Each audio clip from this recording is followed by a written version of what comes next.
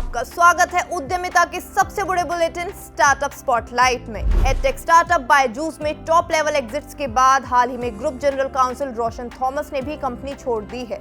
आपको बता दें कि इससे पहले सीईओ मृणाल मोहित, सीएफओ अजय गोयल, सीटीओ अजीत गोयल और सीबीओ प्रत्युषा अग्रवाल भी बायजूस को अलविदा कह चुके हैं। 2023 बायजूस के लिए खास अच्छा साल नहीं रहा है। बीते वर्ष हर दिन ही बायजूस अपनी कंट्रोवर्सीज के लिए खबरों में छाया रहा। Online food delivery company Zomato ने यूजर्स के लिए अपनी प्लेटफॉर्म फीस में 4 रुपए प्रति ऑर्डर बढ़ा दिए हैं। बता दें कि 2023 में ये फीस केवल 3 रुपए थी। कंपनी ने अगस्त 2023 में एक स्टैंडर्ड फ्लैट प्लेटफॉर्म फी पेश की थी, जो शुरुआत में प्रति ऑर्डर 2 रुपए थी और बाद में अधिकांश प्रमुख बाजारों में पहले 3 और अब 4 रुपए तक बढ़ा दी गई है। एक्सपर्ट्स के अनुसार प्लेटफॉर्म फीस बढ़ने के बाद जोमैटो के शेयर्स में भी बढ़त होगी। स्पेस स्टार्टअप्स ध्रुवा स्पेस और बेलाट्रिक्स एरोस्पेस ने इसरो के पोयम कार्यक्रम के तहत सफल परीक्षण किया है। ध्रुवा स्पेस ने P-30 सैटेलाइट प्लेटफॉर्म और बेलाट्रिक्स एरोस्पेस ने हरित प्रणोदन प्रणाली का सफलतापूर्वक परीक्षण किया है।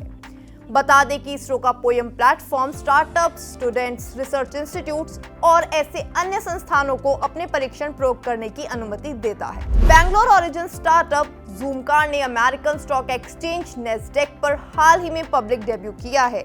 यूएस में ट्रेड करने के लिए ज़ूमकार ने इनोवेटिव इंटरनेशनल एक्विजिशन कॉर्प के साथ साझेदारी की है। आंतरिक सूत्रों के अनुसार ग्लोबल एक्सपेंशन के बाद भी ज़ूमकार का 90% फोकस फिलहाल भारतीय मार्केट पर ही रहेगा। साथ ही आने वाले समय में company south east Asia, Latin America और अन्य जगहों पर भी एक्सपेंशन की ओर ध्यान देगी। ग्लोबल लेऑफ्स का सिलसिला 2024 में भी रुकता हुआ नजर नहीं आ रहा है। नए साल के तीसरे ही दिन टेक स्टार्टअप फ्रंटडेस्क ने मास लेऑफ किए। फ्रंटडेस्क के सीईओ जेसी ड्रेपिंटो ने कर्मचारियों को कंपनी के फैसले के बारे में सूचित किया और साथ ही उन्होंने बताया कि फ्रंटडेस्क बंद होने की कगार पर है।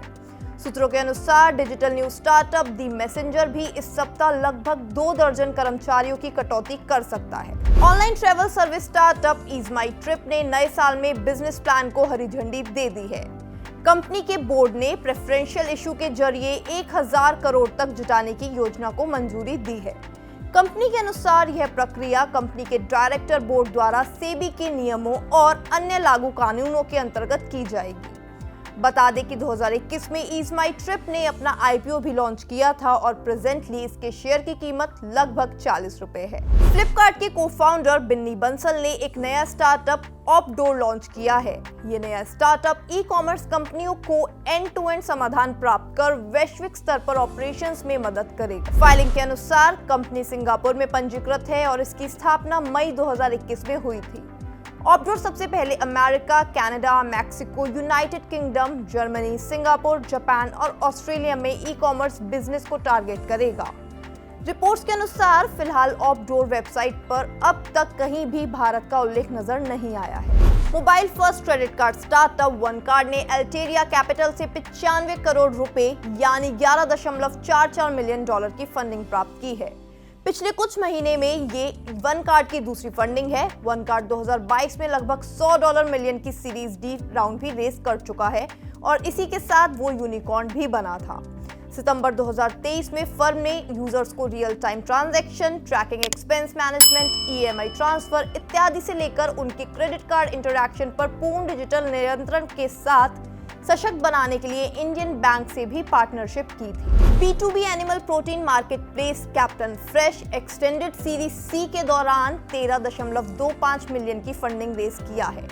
Captain fresh animal protein fish, seafood और शीप के लिए एक फार्म टू रिटेल प्लेटफॉर्म है। यह प्लेटफॉर्म सीधे एजेंटों से या किसानों से खरीदता है और B2B, B2R और B2B2C चैनलों पर आपूर्ति करता है। भारत के अलावा कंपनी फिलहाल अमेरिका, दुबई और मैड्रिड में भी ऑपरेशंस कर रही है।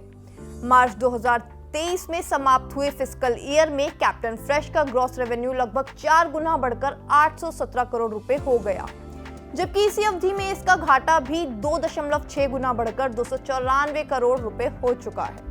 डिवोशनल स्टार्टअप देवधाम ने सीड फंडिंग राउंड में 6 करोड़ रुपए जुटाए हैं। बता दें कि ये investment Titan capital, all in capital, Veda VC और टीडीवी पार्टनर्स द्वारा की गई है। इस फंडिंग को मिलाकर देवधाम ने अब तक $1 मिलियन का निवेश जुटाया है।